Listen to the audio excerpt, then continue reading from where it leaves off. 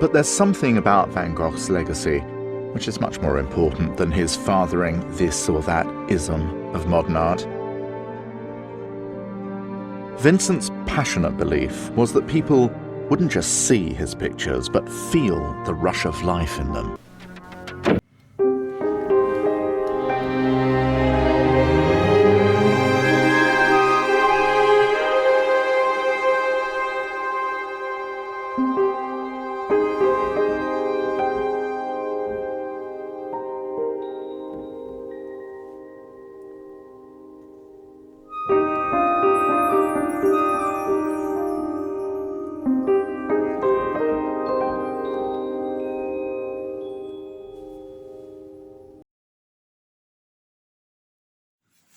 Hello and welcome to True Crime Rocket Science, the most authentic voice in true crime. The sun is about to set here in South Africa. I've actually just heard some sad news. A friend of mine, I spoke to him actually I had a long conversation with him this morning,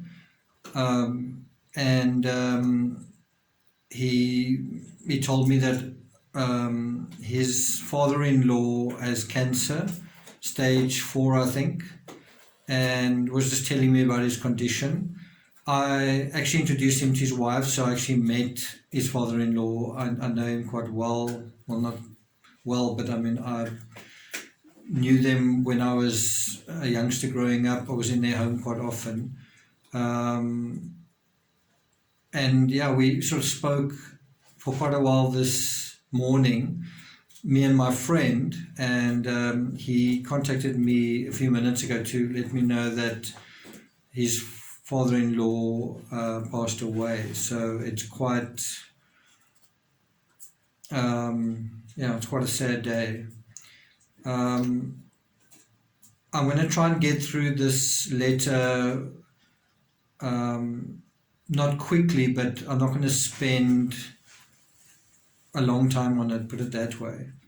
I'm going to start today's episode with what I spoke about in the last one, about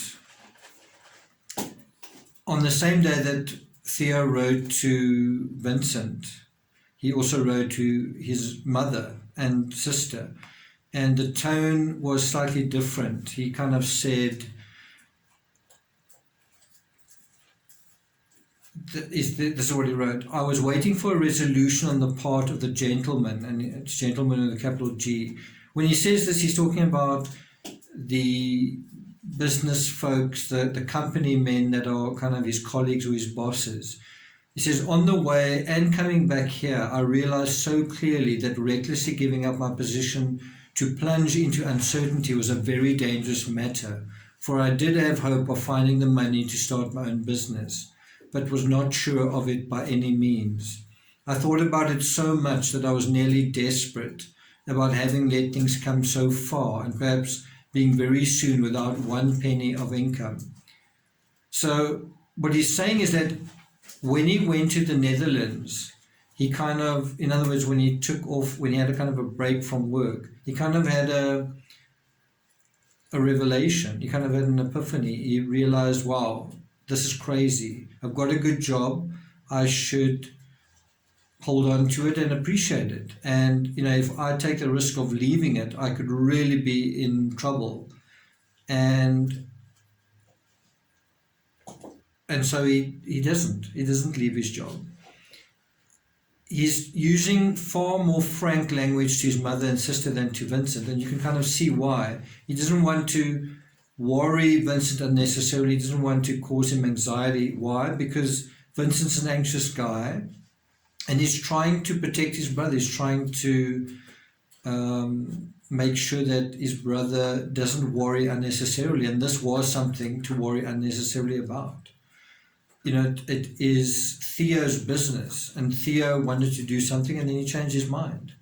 It's kind of a big deal, but it's also not a big deal, right? He goes on to say,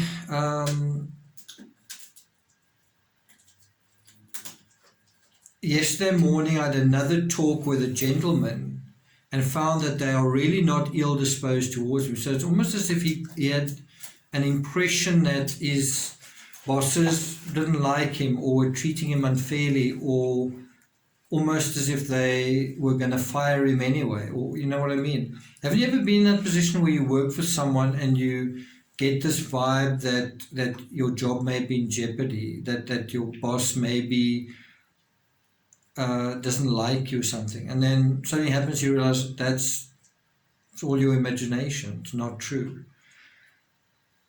So he clears that up, Theo clears that up. He says, I said that when I'd first spoken, I had rather a lot of faith in my lucky stars and had not thought enough about the power of the firm, but that on second thoughts I'd come to the conclusion that it was wiser for me to stay, and that even if they thought I didn't deserve a rise, I think he means a raise, I would reconcile myself to it and manage to get by. Just saying, even if I stay and I don't get a raise, I will accept it and I'll get by. He's saying I can cope with the situation. It's unfortunate that he doesn't speak in this way to Vincent. I think Vincent would have understood. It's very unfortunate that didn't happen. Can you see that?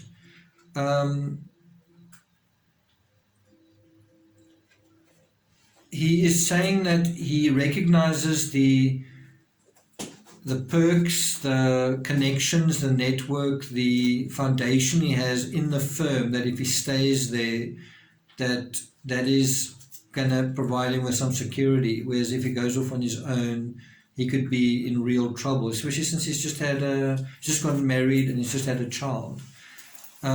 He goes on to say, Etienne B was then very friendly and said that nothing had been decided yet. I'm not quite sure who Etienne B is. Let me just see if I can check that. Etienne B. Anyway, I think Etienne B is someone who's like his supervisor or his boss, and or even just a colleague, and then he said, they haven't made up their minds either way. They haven't decided not to give him a raise, and they haven't decided to give him a raise. But it does seem as though they've asked him to stay, or they've made him feel like, no, we like you. We're happy with you, something like that. Or we're not unhappy with you. He goes on to say that they said they would see if they could make things easier for me. Now, that's something else he could have told his brother. He could have said, you know what, I spoke to my firm and they actually want to kind of help me out. That they might actually, my situation might actually improve. Our situation might actually improve. He goes on to say, I only hope that now I can do some business. That would surely be the best thing to help them make up their minds, but it is a quiet time for business. So he's admitting that it's a difficult time for the industry at that time, and he's hoping that he can do business. It's so ironic what he's saying here, given how history would treat his family. He's an art dealer thinking of leaving the company, thinking he deserves a raise. His boss is saying, well, we'll think about it. Meanwhile, his brother is destined to become one of the most revered, beloved, popular, and arguably misunderstood artists in history. And that brings us to Vincent's letter.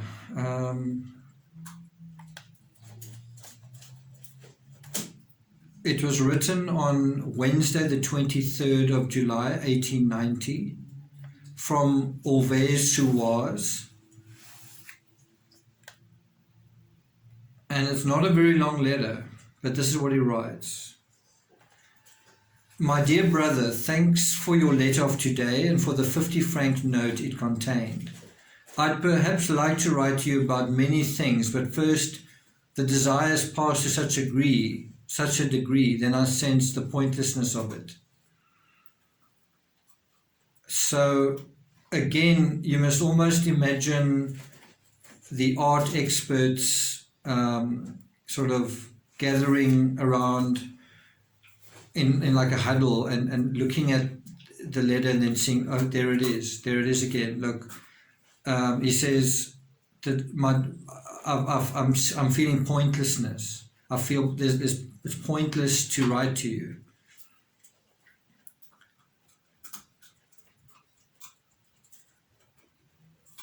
And does that mean he's suicidal? Does that mean he is depressed? What's going on? So I think the answer to that is going to be revealed in the rest of the letter, but let's just backtrack for a moment. What is the point? What is the point for Van Gogh to talk about dress and everything, given that there isn't any point to it? In other words, it's not that Van Gogh is feeling despair. It is a pointless situation. His brother isn't going into the, to start a business with dress. And so that's something that was going to happen, then it wasn't going to happen, then it was going to happen, and now it's not going to happen. And now it's pointless to talk about it, isn't it? You can kind of imagine Vincent being kind of on tenterhooks on this point, because he's thinking, maybe if my brother goes into business on his own, maybe he's going to be more dependent on my artwork. Maybe it's going to give me a chance. Maybe it's going to give me a boost. Maybe things can change for me. And so when that doesn't happen, maybe he's kind of resigned to the outcome. But let's be realistic. In his entire art career, he sort of sold one painting. It's not as though, if he sold one more or another one, it's not as though the floodgates were really about to open. They didn't open for decades following that. And I don't think Vincent himself even thought, I'm about to sell a lot of art. I think he maybe hoped he would start selling a few artworks. I think his brother also hoped that. But they've been in this game now for quite a long time. You could say even at least 2 years since he was in Arles. And, 2 years of not selling isn't going to give you a false sense of, I think I can actually sell something. I think they knew that the environment wasn't great, but it was also Vincent's art.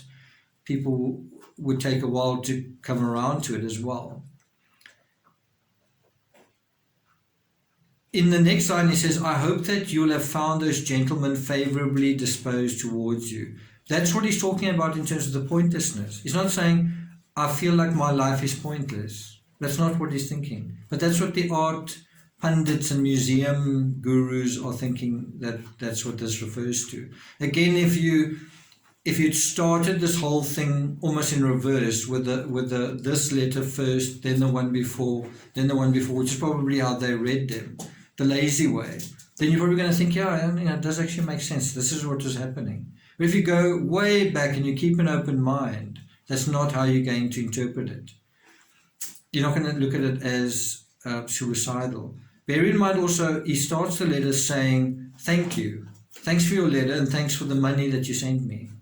He doesn't just jump into something emotionally. He also sort of says something and then he sort of cancels. He said, I was thinking of writing to you about quite a few things, but I don't know if it's really necessary. That's a measured person. That's someone who's got a sense of perspective about everything, about the situation, right?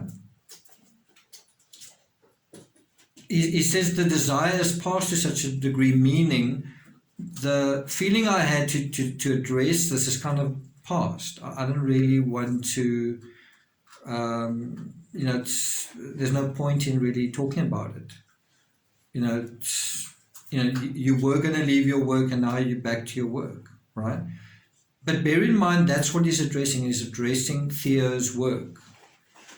And then he says, not, I despair, I'm terrified that your employers are going to treat you like crap. He says, I hope the gentlemen will be favorably disposed to you.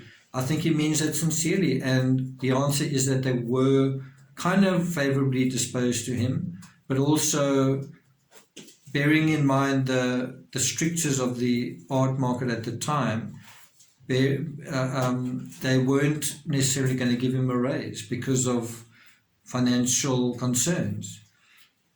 And now he goes to the next thing, and again, I just want to emphasize, Van Gogh's like a narrator. He tells a story. Each letter is a story. It's not fragmented. It's not like plucking something out there, and it's random, and it's impulsive, and it's emotional. It is cohesive. It is connected. And so even this letter here is dealing with that part of Theo's letter, then he's dealing with that part of Theo's letter. He's not out of his mind. He's not mad. He's not disconcerted. He's measured. He's rational. He's normal, right? So the next thing he says, as regards the state of peace in your household, I'm just as convinced of the possibility of preserving it as of the storms that threaten it. Now that's quite an interesting statement. He says, I'm as aware of the fact that we can keep things going, or that your household is going to be okay. And by household, I think he means Theo, Joe, and Vincent. That's part of the household. But the other part is Dries and his wife and what's going on there. So he's not talking about himself affecting the peace of his brother's household. I think he's thinking about his brother-in-law. I mean, that's a far more immediate thing that's going on. And so he's saying, you know, he's using kind of colorful language, symbolic language. He talks about the storms that threaten it. In any event, he says, I think it's possible that the peace will be preserved, but maybe not. He's seeing kind of both sides. Okay, and now we go on through the letter. He says, I prefer not to forget the little French I know, and certainly wouldn't see the point of delving deeper into the rights or wrongs in any discussions on one side or the other.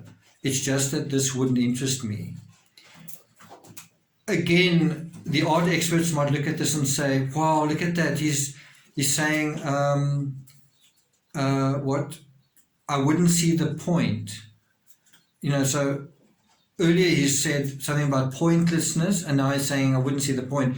That is him talking about, I don't want to live anymore. I don't see any point to my existence. I don't see why I need to live. That's not what he's talking about.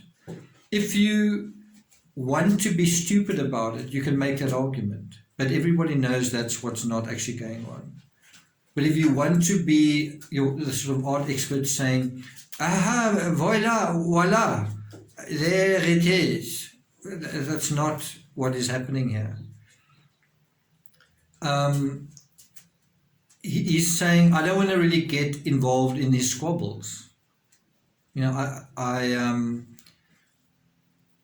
not sure when he says, I prefer not to forget the little French, I'm not sure if he's talking about swear words. I'm not quite sure what he means there, but maybe he says it's going to be difficult to talk about this in French or write about it in French, but he doesn't want to delve deeper into who's right, who's wrong, and whatever. And so once again, he's, instead of being emotional and saying, I'm really pissed off about this. I can't believe how Joe treated me. I can't believe how your bosses are treating you. He's kind of being really measured. He's saying, you know what, it's kind of pointless. I'm not really interested in that. You know, he's calling it like it is. Anyway, and then he talks about Dries. So he's now he's checking all three of those boxes systematically. We spoke about that, now we're going to speak about this, now we're speaking about that. That's not a guy who's out of his mind. And so now he says, things go quickly here. Aren't Dries, you and I, a little more convinced of that? Don't we feel a little more than those ladies? And I think he's talking about things happen quickly here, kind of in Paris. Things can change quickly. And he's kind of saying, aren't Dries, you and I almost like brothers? Aren't we on the same page? Aren't we on the same plate? And he's kind of putting the woman in on the other side of the fence. He's kind of saying, isn't Joe and Dries's wife, aren't they kind of stuck in a particular psychology? Maybe they think the art world's not going to change. Maybe they think things are going to remain, the status quo is going to remain. And what Vincent's arguing here is, doesn't Dries, his brother, and Vincent himself feel that things could change quite quickly in terms of business and progress and whatnot? Anyway, he goes on to say, so much the better for them. In other words, for the woman. But he says, but anyway, talking with rested minds, we can't even count on that.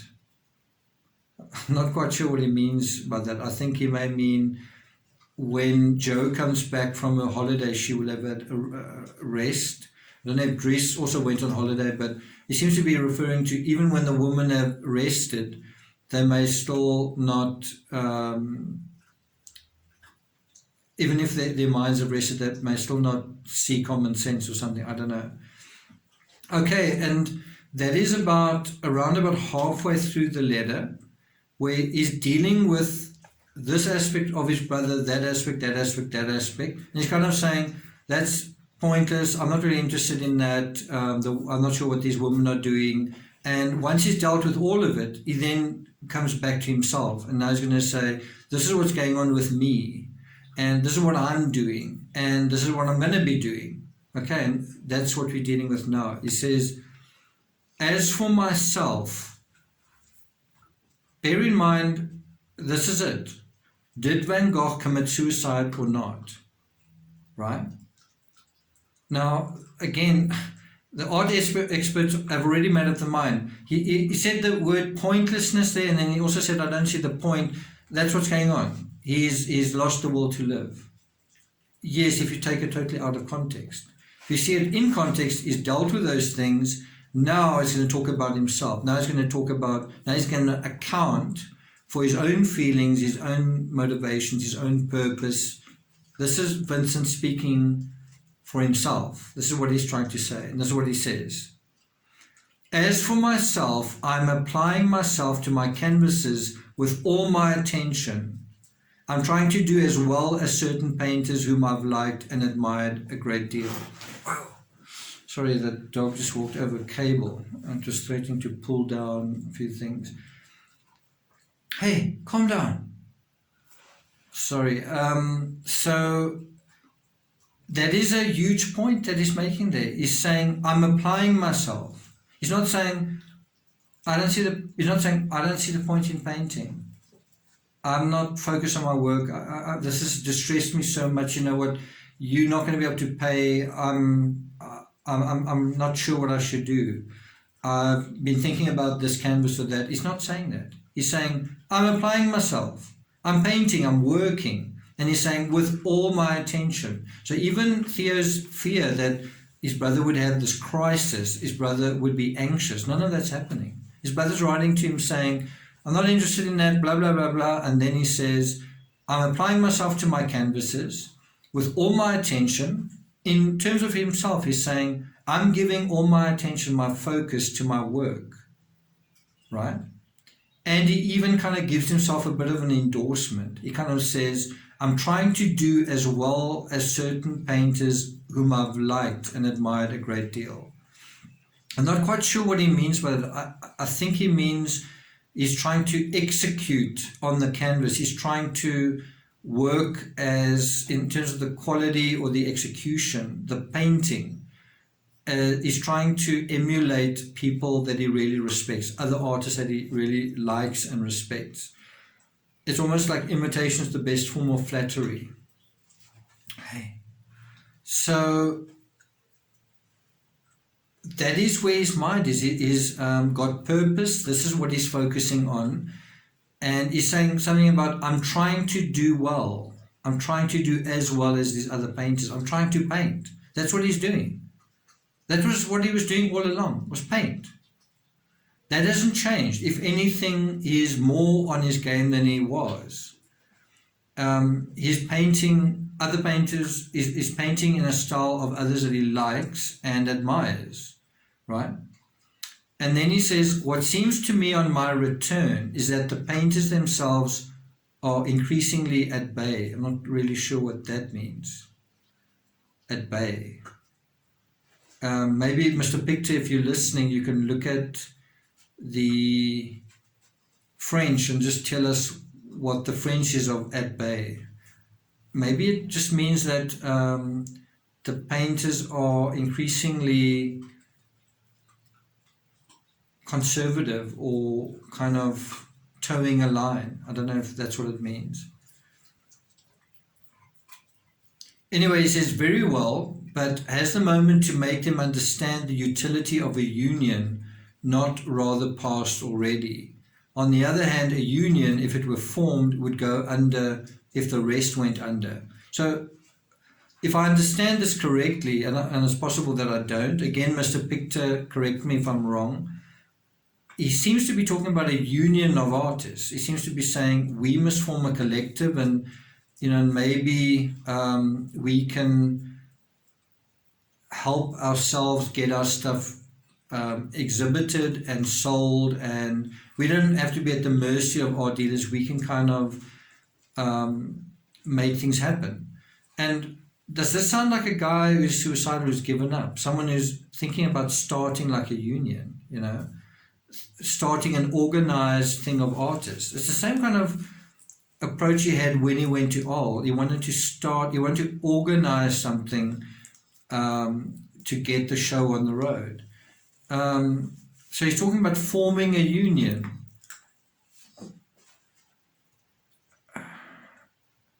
And hey, sorry, the dog is going to pull over this cable. He just won't sit in his bed. Hey, come on. Come this side. This side. Come on. Yeah. Okay, sorry about that. Then he says, he mentions Gauguin in a moment, but he says, then you'd perhaps tell me that dealers would unite for the Impressionists. That would be very fleeting. So in other words, he is talking about the artists, a certain group of artists coming together, forming a union, forming an organized group to sort of protect their interests. And then he's saying, well, what if the dealers unite for the Impressionists? What if the dealers form this other group? Bear in mind, you had kind of art schools at that time where a certain kind of art was all the rage, and then other kind of art wants to come in through the back door, and they say, no. Impressionism is what's hot now, not expressionism. And bear in mind, Vincent and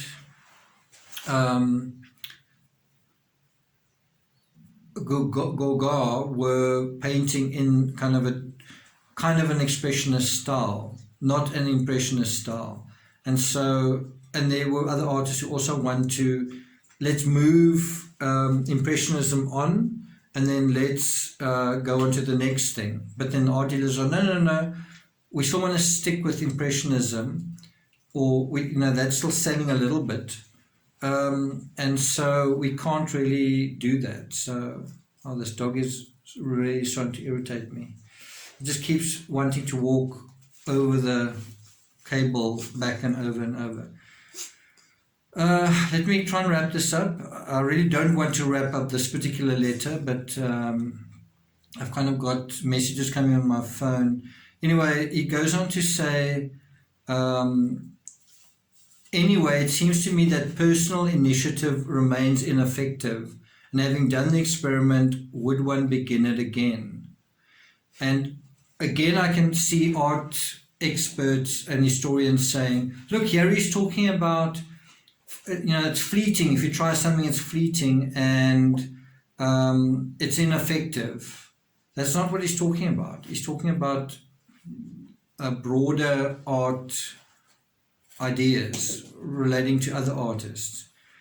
He's talking about the problems in the art industry not really his own personal problems. And he's been beyond those problems for quite a long time. He's talking about, I'm painting about this, but then he's also talking about what is going on in the art world, because it's something that's preoccupying his brother.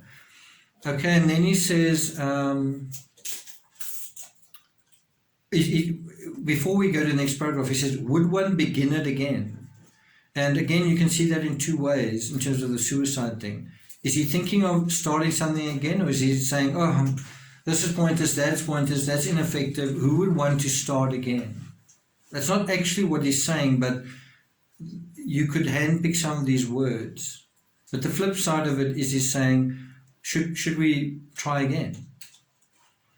Then he says, I noted with pleasure that the Gorgon from Brittany that I saw was very beautiful. And it seems to me that the others is done there must be too. Note those words, I noted with pleasure. He's saying, I saw a painting and it gave me pleasure. I was happy to see it. It's positive.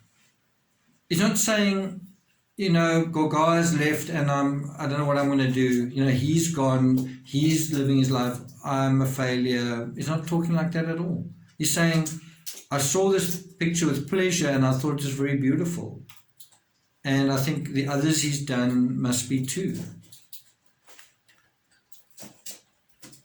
The subtext for this from VanGoghLetters.org refers to, it cannot be ascertained which Gauguin from Brittany Vincent is referring to.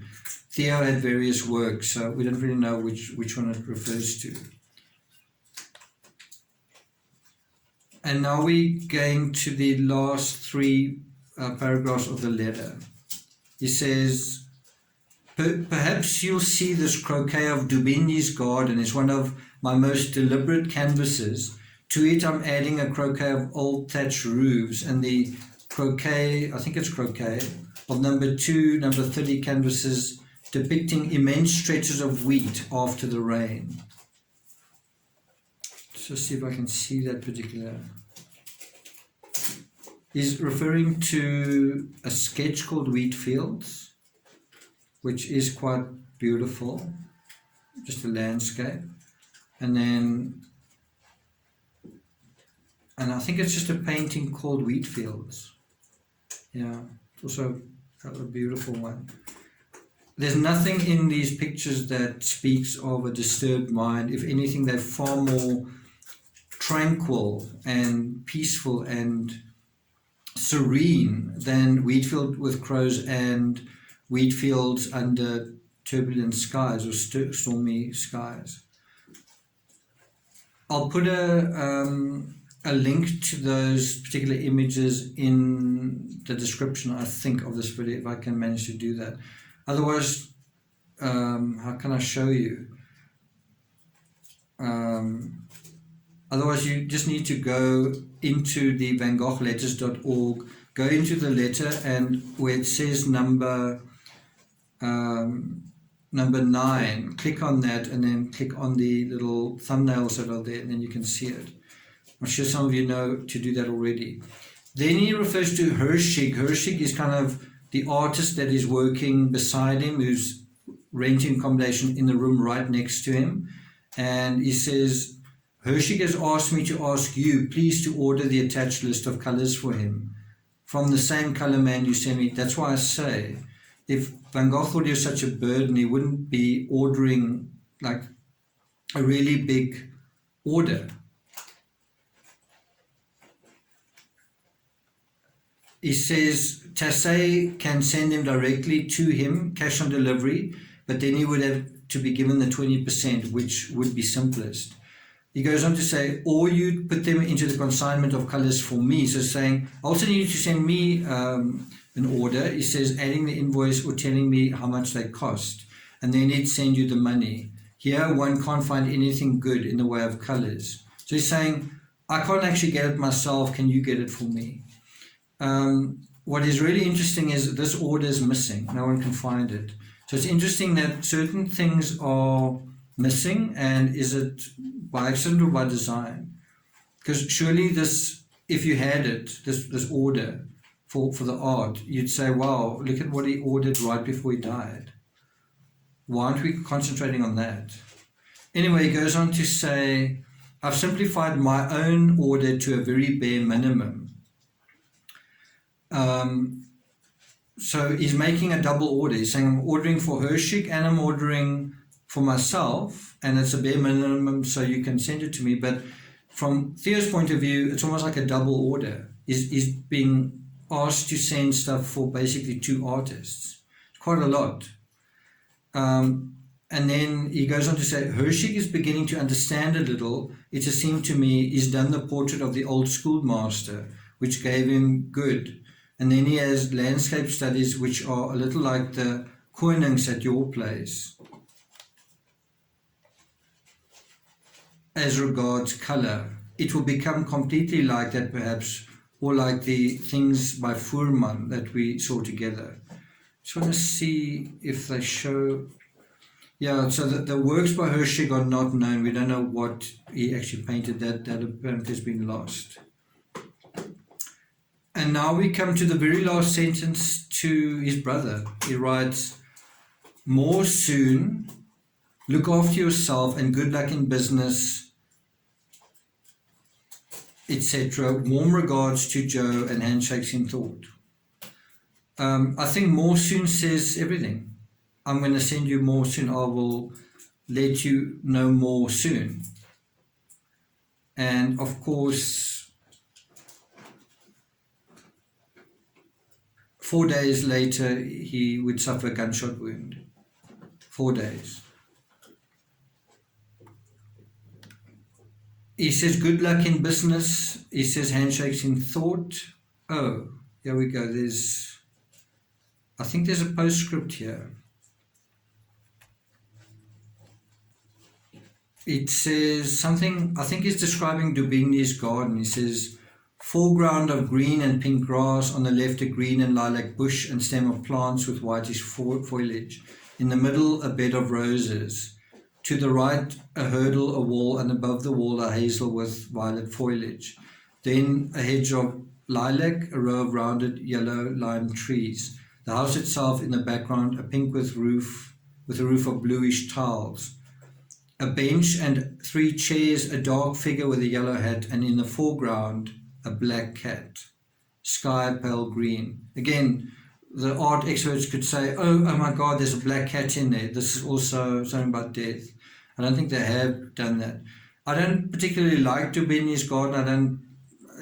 For me, is not a very nice painting. It's not interested in it. But this is what he's preoccupied by in his final days with painting, just the way that he always was. There's nothing different here. If anything, there's a sense of purpose and thinking about other people, but in a positive way, around organizing and around the politics and the dynamics that other people close to him are going through, and he's aware of that. He doesn't want to get involved, but he's also not afraid to comment about it.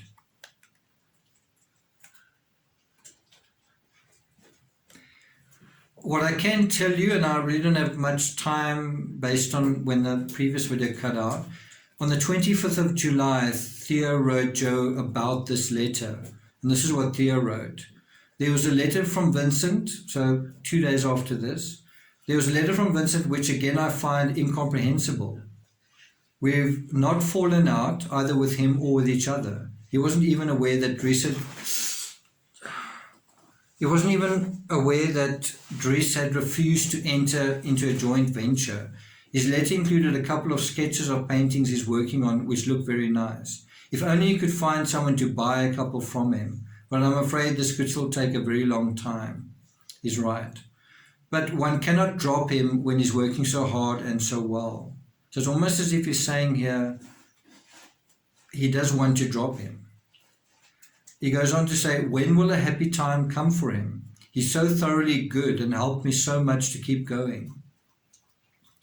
3 days later, the day before he was shot, or shot himself, Joe answered on 26 July, what might be the matter with Vincent?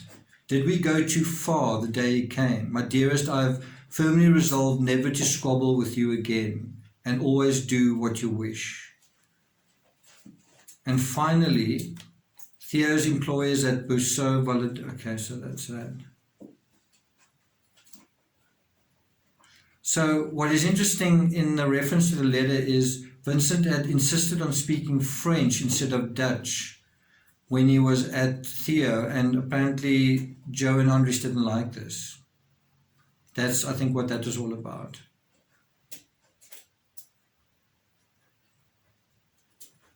And that is it. That is the last letter from Vincent van Gogh.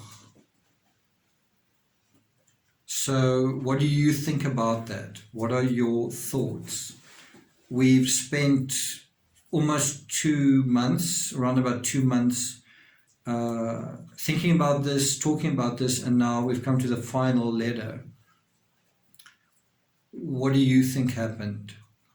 Do you think this letter is relevant to his state of mind? Do you think it says anything, or do you think it just isn't close enough to the actual day? Do you think what Theo and Joe are saying, because they seem quite concerned, they seem quite regretful of whatever they said, do you think that is a factor here?